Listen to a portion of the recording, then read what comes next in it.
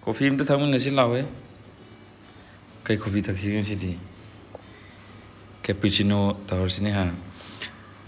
Chini chamas ahum. Coffee powder chamas ahum. Sije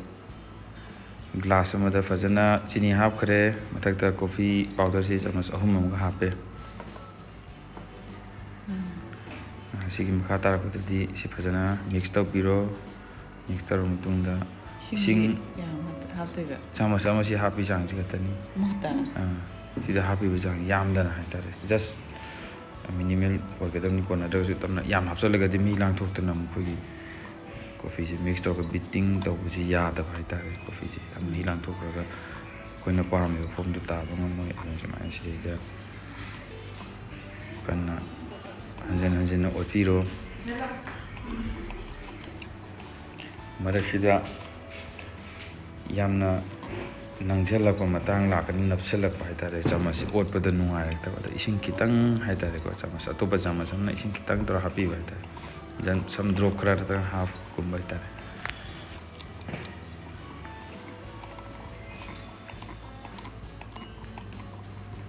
mix to kiam kuin otto ni si 10 to 15 minute kumba changi si ne main process si sumaina to consistency ama lakani kano to nangselakpa masi maina semdoga thamagadi adum ngasi cha dawdo khara ngasi sina daw sinaraga aremdum freeze ta thamgiba kasu kaide koina glass manung da sengna haitare sokta bida to marakta pudang sida tamni marakta yo sumai ising ji drop amani mu hapa ai chamas macham toroga amung mix tawwa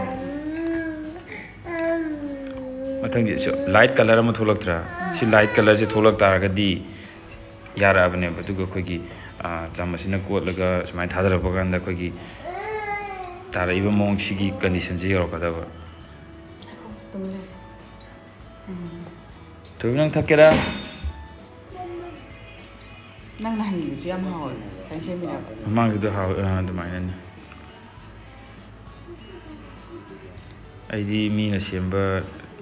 ahanam na pitharakpa ubudagi aidi monde hangaga lakpane do yam fajana ta lerame je omlo sure intaiji si process ne si main process haidi akhona khutchangba haigadra si ji hek loitaragadi sidi mi amane hekta sangom sumnaina khogi boil oigda boiling milk oigda fresh milk haidara si aina logju ja amul milk ni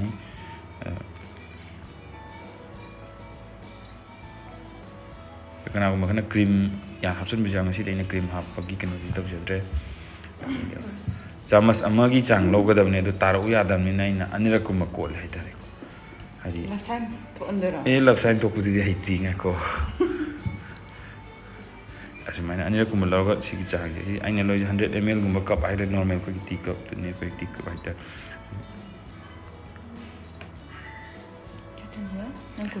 small small spoon macha ama side ta tambi friend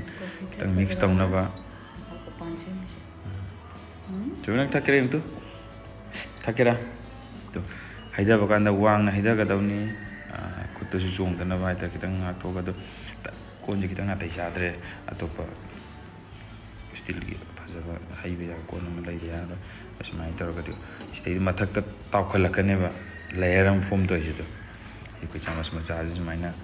tapna na opiba manung layer lehong le su mix to phajana coffee gi aseng ba taste to phangni chini di isana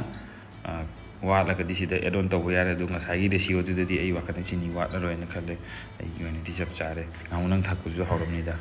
hoy ko layer am form torokta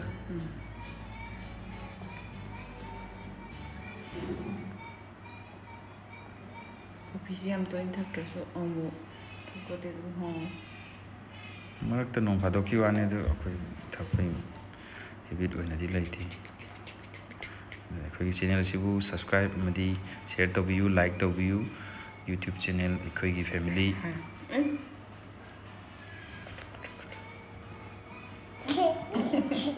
adugo manak nakpada leiba aiki friend circle sing adum ai matang sa da bitak sake smai to na final stage di yokre thakre yamna hawkre thank you bye bye